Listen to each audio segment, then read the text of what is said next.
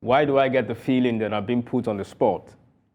It's not that I'm changing the subject or anything, but this might be a good time to present you with two options.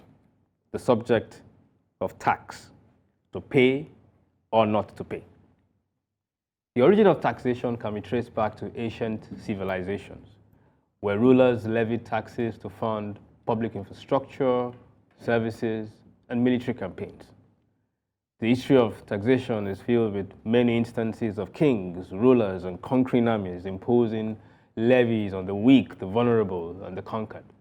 So much so that even in the current age, with improved knowledge of social contract and our modern tax system, many still see taxation not as a civic duty, but as a levy on the oppressed by the oppressors. So I ask the question, should we pay taxes, yes or no?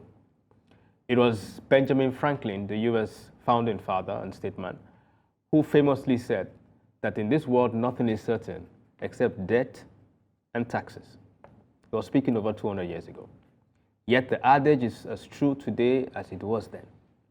One of the most annoying days of my life is when I get my payslip and I see how much I'm paying to the Lagos state government. How can I justify paying so much tax to a government that will might squander it on frivolous trips and extravagant living? How am I not sure my tax will not be embezzled by corrupt public officers and politicians? Shouldn't this be alone enough for me to decide not to pay my tax? The irony is that the tax laws never promised me anything when I pay my tax. The one thing it promises is a jail cell if I don't. It is pay your tax or go to jail. But statistics tells us that the most developed countries in the world fund government through taxes. Across the OECD countries, the tax to GDP averaged around 34%. For developing countries, it's somewhere around 15%. Don't let me mention the one for Nigeria. Nigeria is somewhere around 6%.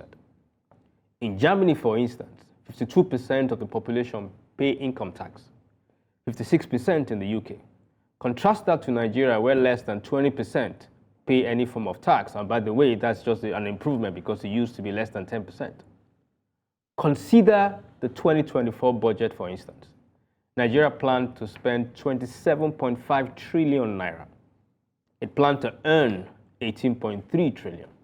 It means we have a budget deficit of 9.2 trillion, which will be funded by borrowing. It is obvious that we have a revenue problem that can only be resolved if more Nigerians are in the tax net, right? Well, it depends on who you ask. If you ask the average Nigerian, they will say, hell no. The government will embezzle the money. If you ask the government, they will tell you, pay your tax and trust us to build roads and infrastructure for you. Otherwise, you go to jail.